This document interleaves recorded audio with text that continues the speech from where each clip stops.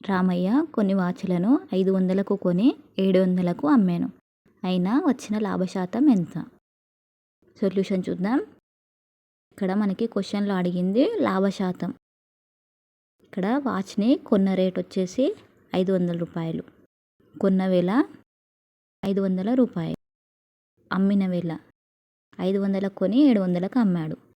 అమ్మిన వేళ వచ్చేసి 700 రూపాయలు. ఇక్కడ లాభశాతం అడిగాడు. ముందుగా లాభం ఎంతో కనుక్కుందాం. లాభంకి అమ్మిన దాంట్లో నుంచి కొన్న వాల్యూను తీసివేయాలి.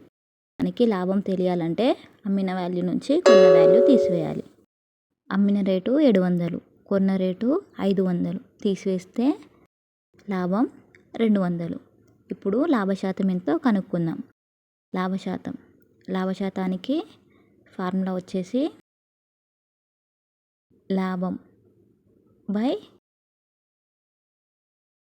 కొన్న వేళ ఇంటూ 100. లాభం ఎంత మరి? 200. కొన్న రేట్ ఎంత? 500 ఇంటూ 100. ఇక్కడ 2 సున్నాలకి 2 సున్నాలు క్యాన్సల్. 5 × 5, 5 × 4 20, 5 0 0. 40 ఇంటూ 1 = 40. లాభశాతం 40.